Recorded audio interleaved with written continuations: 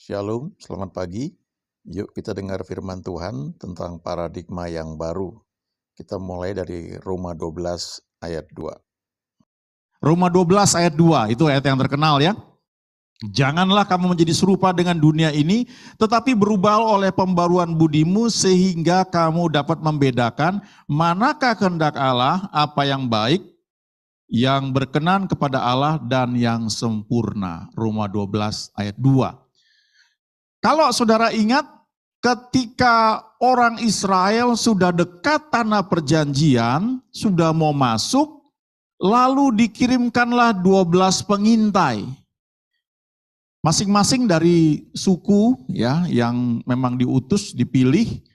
2 orang dari mereka yaitu Yosua dan Kaleb mempunyai cara pandang yang beda dengan 10 orang yang lain. Mereka melihat negeri yang subur. Mereka melihat tempat yang sama selama 40 hari. Mereka mengamat-ngamati semua. Kalau zaman sekarang mereka hidup, mungkin mereka bawa gadget, ya, HP, mereka foto di mana-mana semua, mereka kirim. Mereka melihat tanah yang luar biasa, dan mereka juga melihat penduduk yang besar, yang seperti raksasa. Sama yang mereka lihat, tapi cara pandang Yosua dan Kaleb itu beda dengan 10 orang yang lain. Yang 10 orang berpandangan negatif. Memang itu subur, luar biasa. Tapi didiami oleh para raksasa, badannya gede-gede, dan kami seperti belalang di mata mereka. Cara pandang yang negatif itu membuat mereka kecut dan mengambil kesimpulan kita tidak mungkin bisa menyerbu negeri ini. Dan dengan cepat berita negatif itu tersebar. Lalu orang-orang Israel marah, mereka berontak, mereka mau pilih pemimpin yang lain. Karena mereka berpikir Tuhan sudah bawa mereka keluar dari Mesir, sudah banyak mujizat yang dibuat, bahkan di Mesir itu ada 10 tulah yang dialami orang Mesir, tapi orang Israel dibedakan. Lalu mereka keluar dari Mesir, mereka mengalami Laut Merah terbelah, ya, Laut Merah atau Laut Teberau terbelah 2. Mereka lihat banyak mujizat. Mereka pernah dapat air di padang gurun. Mereka ketemu banyak persoalan dan Tuhan selalu menolong. Tapi cara pikir mereka itu enggak berubah. Begitu ada kesulitan, mereka langsung ingat di Mesir kita makan bawang prei, bawang goreng dan sebagainya. Mereka berpikir enak di sana, kita dapat makanan gratis. Mereka lupa bahwa mereka pernah menjerit, berseru kepada Tuhan untuk minta dibebaskan dari perbudakan di Mesir. Cara pandang yang beda itu membuat mereka nggak bisa masuk tanah perjanjian dan mereka akhirnya Tuhan marah dan mereka harus mati di padang gurun semuanya. Ya, tinggal 2 orang aja, Yosua dan Kaleb. Yosua dan Kaleb melihat hal yang sama, tapi mereka bilang begini, kita punya Tuhan. Dan bersama Tuhan kita akan melakukan perkara-perkara besar. Ini memang gede, tapi Tuhan kita lebih gede. Itu juga yang dialami Daud. Ketika Goliat menantang orang Israel, dan dia juga kalau saudara baca 40 hari itu juga ya, menantang orang Israel, kirimkan orang yang bisa melawan saya. Orang Israel ketakutan karena orang itu gede sekali. Tahu ketika Daud sampai di pertempuran, apa yang dia lihat? Ini siapa ini? Orang Filistin yang tak bersunat. Kok berani-beraninya nantang barisan dari Allah yang hidup? Dia lihat raksasa yang sama. Tapi yang dia lihat, cara pikir dia, lo boleh gede, tapi lo kan gak disunat. Sunat itu tanda perjanjian yang Tuhan perintahkan kepada Abraham. Bahwa kamu adalah milikku, kamu umatku yang gak beres-dibereskan, disingkirkan. Dan aku memutuskan kamu menjadi umatku, keturunanmu akan menjadi bangsa yang besar. Itu sunat, saudara. Nah, kita nggak disunat karena Paulus bilang kita hati kita yang disunat. Ya, di perjanjian baru seperti itu. Kalau ada yang mau disunat secara lahiriah boleh aja, nggak salah. Untuk alasan kesehatan, tapi perjanjian kita itu sunat hati. Nah, Daud bilang, loh kamu kan nggak disunat. Badanmu boleh gede, tapi kamu nggak punya perjanjian dengan Tuhan. Nah, itu cara pandang, saudara. Waktu dia menghadapi Goliat, dia bilang, engkau datang dengan tombak, dengan lembing, dengan pedang. Aku datang dalam nama Tuhan semesta alam, Allah dari bangsa Israel yang kau tantang itu. Dan itu cara pandang ya, cara pandang menyebabkan kita bisa bertindak berbeda. Nah, tentunya ini butuh waktu, sama seperti saudara waktu kecil sekolah ya, masuk playgroup, TK, SD, SMP, SMA, kuliah atau langsung kerja. Ada juga namanya sekolah kehidupan. Saudara belajar ya, merubah cara berpikir, mindset itu ya. Orang yang menang, yang tetap bertahan itu, yang mindsetnya itu dia ubah sedemikian rupa sehingga dia bisa mengatasi setiap hambatan. Itu secara umum. Nah, mindset kita selalu harus didasari oleh firman Tuhan.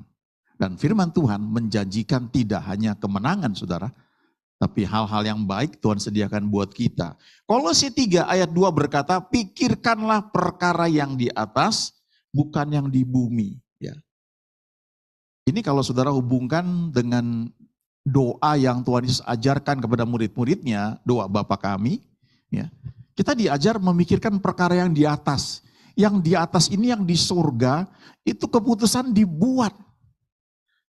Kalau kita menunjukkan pikiran kita ke atas, kita akan melihat lebih luas. Kita akan melihat bahkan hal-hal yang mungkin gak pernah dipikirkan oleh orang-orang di dunia ini. Makanya Tuhan berkata, carilah dahulu kerajaan Allah dan kebenarannya. Kalau kamu dapat itu yang orang dunia cari ditambahkan kepadamu. Sebagai bonus. Buy one get one free.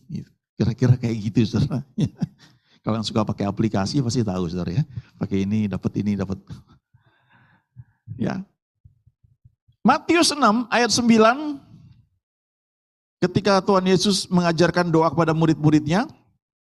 Saya bacakan 2 ayat aja ya. Matius 6 ayat 9 dan 10.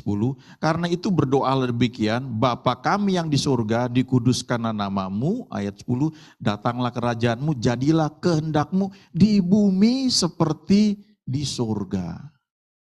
Dari ayat ini saja kita bisa percaya bahwa Tuhan selalu menghendaki yang baik dalam hidup kita.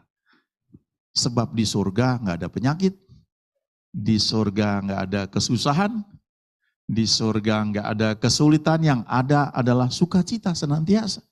Jadi waktu kita berdoa, datanglah kerajaanmu, artinya tuh kerajaan kan domain, wilayah. Berkuasalah kerajaanmu dalam hidupku, di pekerjaanku, di rumah tanggaku, dan jadilah yang kau rancangkan itu di bumi seperti yang kau rancangkan di surga itu. Dan kita tahu yang Tuhan rancangkan pasti yang baik senantiasa. Dari ayat ini saja kita bisa percaya bahwa Tuhan mau kita sehat. Ya, saudara, itu ada satu frame cara berpikir.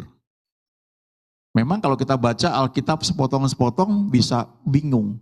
Tapi kita jangan lupa bahwa itu ada satu rangkaian ya cara berpikir.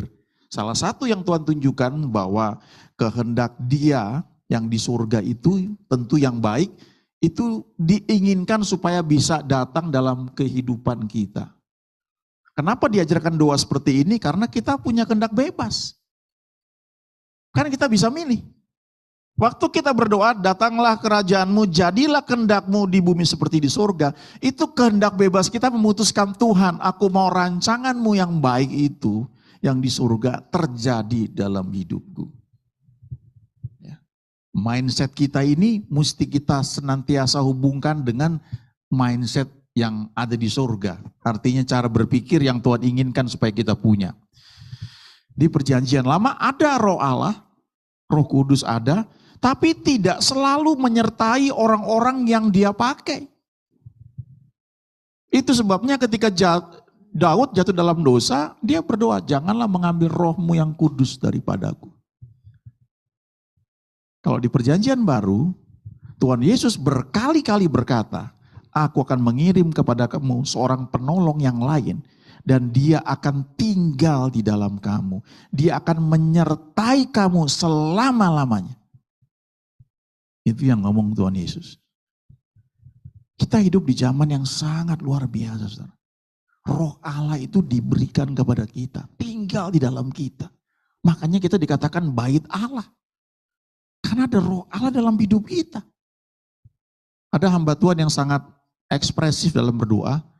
Jadi dia suka bilang, kalau saya berdoa saya enggak melihat ke atas. Saya melihat ke bawah karena ada roh Allah dalam saya. Ya. Saya nggak bilang selalu salah begini, enggak ya. Tapi itu kesadaran bahwa di dalam saya ada roh Allah. Nah itu salah satu contoh perubahan paradigma. Ketika saudara mengerti bahwa ada roh Allah dalam hidup saudara, cara saudara bertindak, cara saudara untuk berdoa juga akan berubah. Karena menyadari kebenaran tersebut. Nah, di perjanjian baru, ya, waktu di kitab Injil, waktu itu Yesus melayani. Kemudian kalau saudara lihat ya, banyak contoh. Yang saya sebutkan mungkin 1 atau 2 contoh ya. Satu ketika Yesus naik ke perahu Simon. Dan dia pinjam perahunya itu sebagai mimbar untuk dia khotbah. Dan dia bilang, tolakkan sedikit jauh dari pantai. Lalu dia mengajar orang banyak. Setelah selesai mengajar, dia bilang sama Simon, sekarang bertolaklah ke tempat yang dalam dan tebarkan jalamu. Nah itu tuntunan dari Yesus. Kalau sekarang kita ini menerima tuntunan seperti itu, tuntunan dari Roh Kudus. Ada dalam roh kita, itu tuntunannya. Tapi waktu kita mau lakukan, nah itu ada jiwa di sini, pikiran, kadang-kadang emosi, kehendak, yang membuat kita suka reasoning istilahnya, berbantah-bantah. Itu Simon alami. Waktu dia dengar Yesus suruh dia untuk bertolak ke tempat yang dalam dan menebarkan jala, dia bilang begini, Guru, sepanjang malam kami sudah kerja keras dan gak ada hasilnya. Artinya dia bilang gak mungkin.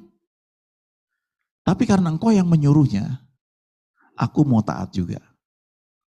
Cuma sebenarnya taatnya sebagian, saudara. Kalau saudara pelajari, perintah Tuhan itu tebarkan jala-jalamu. Tapi Simon cuma menebarkan 1 jala. Ya, baca bahasa Inggrisnya itu jelas, ya. Jelas sekali yang King James misalnya. Jadi dia mau lakukan apa yang dari Tuhan itu, tapi pikirannya itu menyaring. Ada konflik. Jadi tidak sepenuhnya taat. Hasilnya memang ada. Ikan ditangkap luar biasa, tapi jalannya mulai koyak. Karena tidak melakukan persis seperti yang Tuhan perintahkan. Nah, kita perlu mengalami perubahan paradigma supaya roh kita yang sudah lahir baru ini kalau mendapat tuntunan dari Tuhan, dari Roh Kudus yang ada di hati kita ini, waktu kita mau lakukan itu kita lebih mudah untuk percaya dibandingkan reasoning berbantah-bantah. Kalau saudara ikut training-training kadang-kadang kan berapa biaya training? Misalnya 1 juta, 2 juta. Mereka nggak bilang biaya. Apa dibilangnya? Investasi. Kenapa dibilang investasi? Karena saudara mengeluarkan uang itu, saudara dapatkan skill. Dari skill itu ketika saudara praktekkan, saudara mendapatkan penghasilan yang berkali-kali lipat dibanding yang saudara bayar sebagai biaya investasi. Itu juga cara berpikir.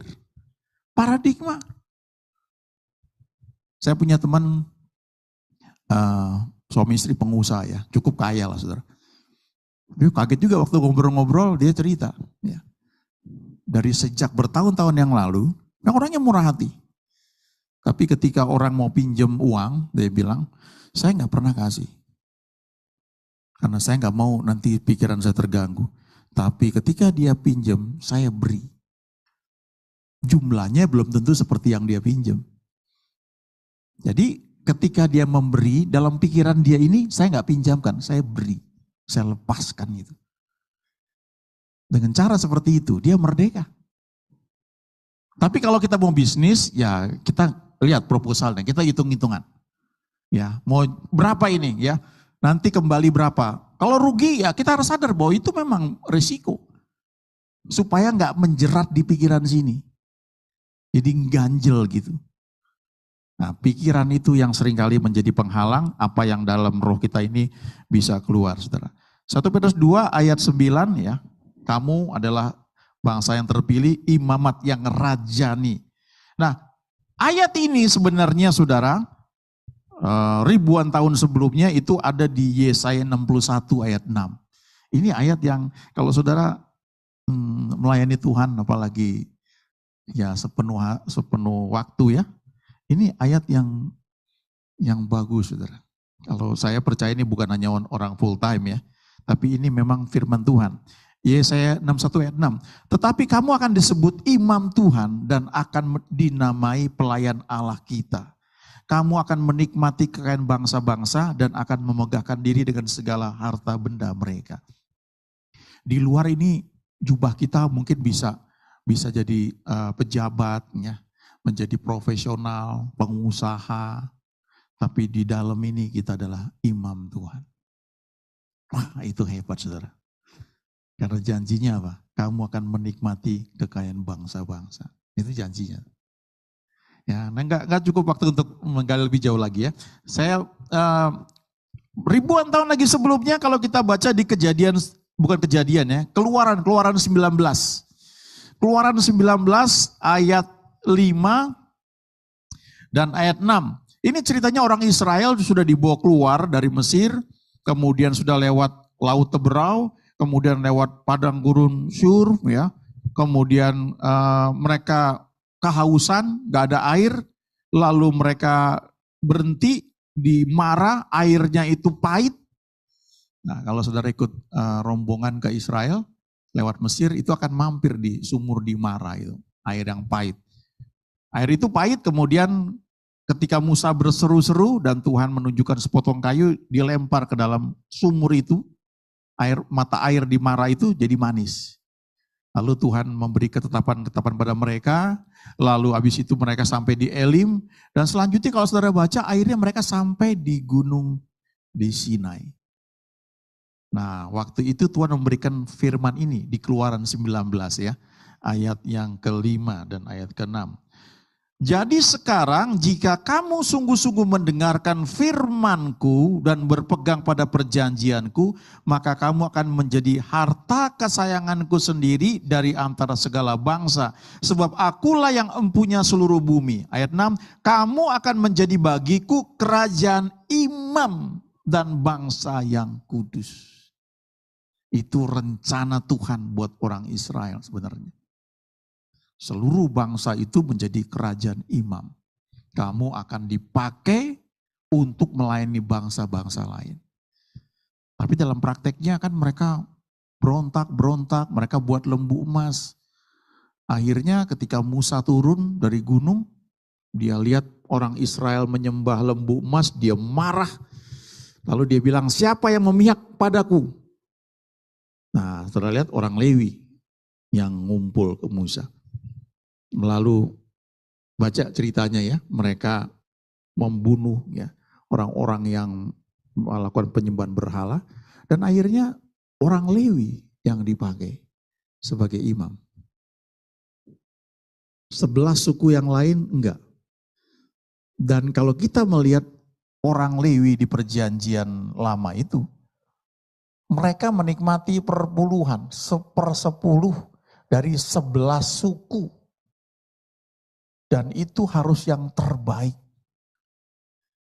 Jadi dari 12 suku ini sebenarnya yang paling kaya ya orang Lewi sebenarnya. Dan itu imam. Nah, kalau kita hubungkan dengan sekarang kita di perjanjian baru, dikatakan kita ini adalah imamat rajani, imam-imam yang berkerajaan, maka kita ini sebenarnya menikmati yang terbaik. dari Tuhan. Itu kebenarannya. Apapun yang kita alami saat ini, pengalamannya mungkin gak sama seperti yang kita baca di firman, tapi kebenarannya adalah kalau kita imam, kita menikmati yang terbaik. Memang ada hal-hal yang perlu kita pelajari. Cara hidup kita mungkin ada yang harus diubah. Sampai janji ini memang harusnya tergenapi. 1 Petrus 2 ayat 9, kamulah bangsa terpilih. Tapi sebelumnya tuh sudah dikatakan kepada orang Israel. Kamu akan menjadi kerajaan imam. Ya, dan bangsa yang kudus. Itu janji yang Tuhan berikan buat kita. Ya. Satu ayat lagi saudara ya, Roma 5 ayat 17. Nah ini ayat dahsyat saudara. Ya, wah. Dulu ada hamba Tuhan yang bagikan ayat ini, saya masih kuliah. Ya. Dia seorang yang mengajarkan tentang iman. Roma 5 ayat 17. Sebab jika oleh dosa satu orang maut telah berkuasa, oleh satu orang itu, maka lebih benar lagi mereka yang telah menerima kelimpahan kasih karunia dan anugerah kebenaran akan hidup dan berkuasa oleh karena satu orang itu, yaitu Yesus Kristus. Tadi 1 Petrus 2:9 dikatakan kamulah bangsa terpilih, imamat rajani. Ya, kemarin Pak Niko bagikan ya, kita ini imam, kita juga raja. Kita memerintah dalam hidup ini. Itu sebabnya kita belajar berdoa tidak hanya meminta kepada Tuhan, tapi kita belajar mendeklarasikan apa yang kita tahu bahwa ini firman Tuhan. Bahkan di beberapa kejadian kita memerintahkan. Bagaimana bisa memerintah? Karena dikatakan kita raja. Nah, imamat rajani, imam yang berkerajaan, tapi juga dikatakan kamu adalah wakilnya Tuhan. Kalau kita hubungkan dengan kitab Kejadian ya, manusia diciptakan untuk, kan dikatakan menjadi serupa dengan Tuhan. Supaya mereka berkuasa di bumi ini. Sebelum jatuh dalam dosa. Ya. Nah, Roma 5 ayat 17 berkata, kalau oleh dosa satu orang, yaitu Adam, maut telah berkuasa oleh satu orang itu, lewat Adam itu, maka lebih benar lagi mereka, yaitu yang terima Yesus, percaya Yesus, yang telah menerima kelimpahan kasih karunia dan anugerah kebenaran akan hidup dan berkuasa. Bahasa Inggrisnya shall reign, memerintah. Amplified Bible itu bilang shall reign as kings. Akan memerintah sebagai raja-raja. Nah, cara merintahnya, ya itu kita perlu belajar saudara ya. Saya kasih contoh beberapa ya. Saya kenal seorang hamba Tuhan, sekarang dia sudah bersama Tuhan ya. Dia sudah pulang ke surga. Dia pernah sekolah di Amerika, lalu di Amerika itu kan sering ada berita angin topan, tornado, angin puting beliung. Dan dia waktu itu tinggal di Portland. Lalu ketika dia lihat televisi, diramalkan ada angin topan badai yang akan menyerang pantai di mana dia tinggal itu. Dan di televisi diperlihatkan orang-orang pada ribut ya. Mereka menyerbu supermarket, ya mereka beli semua barang-barang supaya kalau terjadi angin topan itu mereka punya persediaan makanan. Lalu hamba Tuhan ini tiba-tiba dia sadar, loh ini akan nyerang tempat saya nih. Oh nggak bisa, nggak boleh. Lalu dia ingat ketika Tuhan Yesus menghentikan angin ribut. Lalu apa yang dia buat? Dia berbahasa roh, dia jalan. Uralah mana di kamar dia. Uralah mana di kiralah maralam. Setelah dia dapat cukup iman, dia bilang, sekarang aku perintahkan itu angin yang mau menyerang tempat pantai aku tinggal. Aku perintahkan pergi, balik ke arah ke laut sana. Dalam nama Yesus. Terus dia berbahasa roh ya, sampai dia lega. Lalu dia tidur. Ketika dia bangun, dia setelah televisi, ternyata ada berita terbaru. Angin yang diramalkan akan menyerang ya Portland itu ternyata berbalik arah ke arah laut itu. Terus dia bilang, oh dia nggak tahu aja saya yang doa tadi. Saudara, ada powernya, ada kuasa. Itu memotivasi saya, saudara. Dengar gitu, luar biasa nih ya. Kalau saudara percaya Yesus, Yohanes 1 berkata kita menerima kasih karunia demi kasih karunia. Banyak sekali. Dan kalau kita terima itu dalam kelimpahan, kita seperti Roma 5 ayat 17, shall reign as kings. Memerintah sebagai raja. Memerintah sebagai raja. Tapi saudara dan saya mesti belajar firman. Ada pertumbuhan rohani, ada keintiman. Sehingga waktu kita ngomong firman Tuhan, kita ucapkan, kita akui, termasuk Mazmur 91, itu bukan sesuatu yang seperti mantra kosong. Tapi keluar dari hati yang percaya. Mazmur 91 berkata, sungguh hatinya melekat kepadaku, maka aku meluputkannya. Aku akan membentenginya sebab ia mengenal namaku. Bila ia berseru kepadaku, aku akan menjawab, aku akan menyertai dalam kesesakan, aku akan meluputkannya dan memuliakannya. Nah itu terjadi kenapa? Karena seruannya itu keluar dari hati yang melekat kepada Tuhan dan mengenal namanya. Jadi waktu berseru itu powerful sekali. Saudara bertumbuh, kenal Tuhan, ya step by step cara berpikir berubah. Dan saudara akan melihat bahwa ada banyak hal yang saudara mungkin doakan, cara doa saudara akan berubah. Kadang-kadang saudara nggak perlu minta, saudara perlu deklarasikan saja. Karena saudara mengerti bahwa ini bagian yang Tuhan berikan.